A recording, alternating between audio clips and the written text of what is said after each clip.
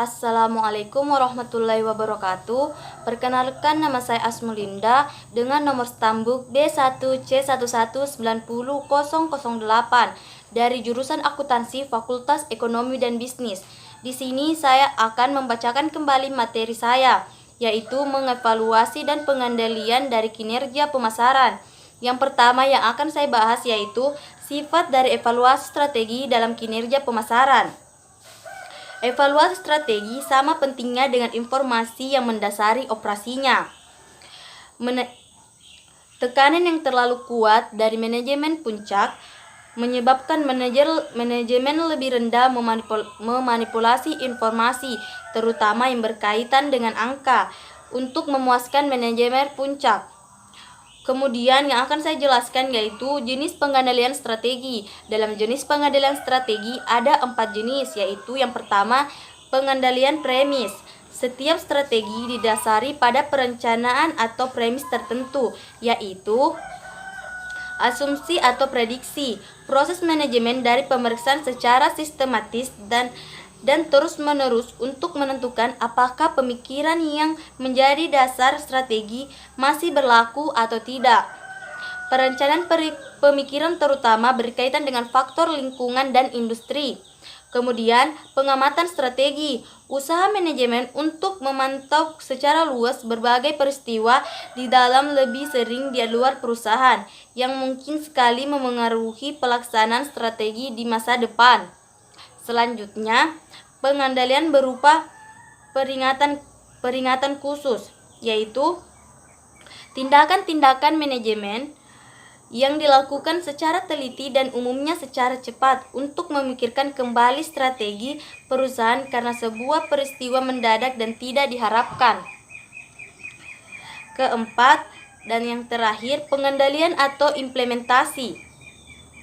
Usaha-usaha manajemen yang dirancang untuk menilai apakah keseluruhan strategi harus diubah dengan mempertimbangkan hasil-hasil yang berkaitan dengan tindakan-tindakan tambahan dalam keseluruhan strategi.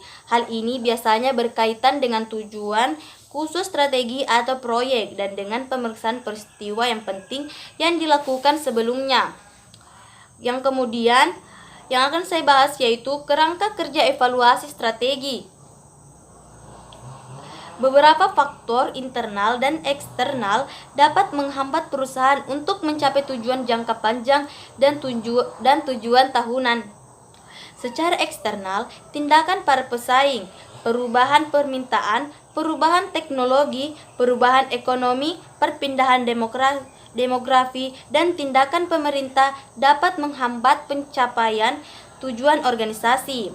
Selanjutnya, secara internal, strategi yang tidak efektif mungkin dipilih untuk implementasi yang buruk, mungkin dilakukan tujuan terlalu optimis. Oleh karena itu, kegagalan untuk mencapai tujuan mungkin saja bukan merupakan hasil dari pekerjaan manajer dan pegawai yang tidak memuaskan.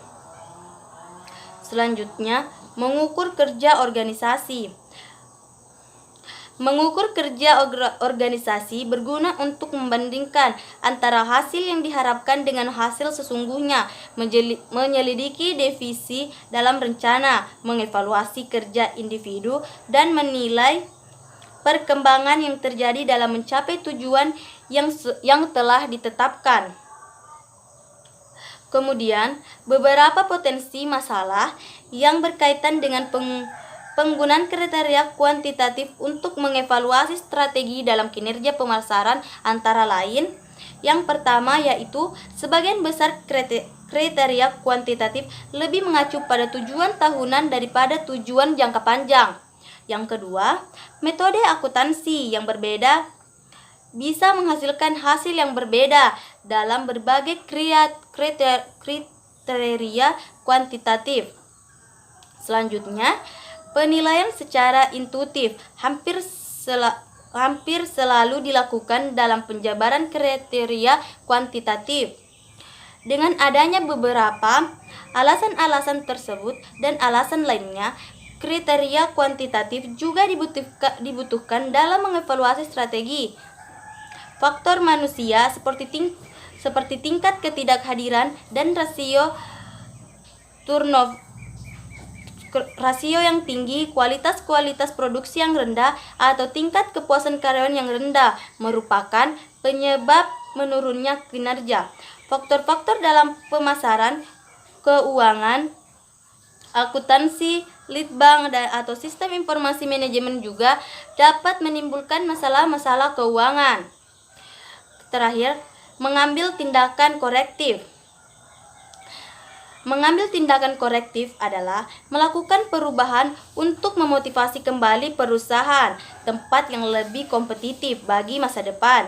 Contoh perubahan yang mungkin dibutuhkan adalah memperbaiki struktur organisasi, mengganti satu atau dua individu yang penting, menjual sebuah devisa, atau merevisi visi perusahaan. Dan itulah tadi yang bisa saya bacakan dari materi saya.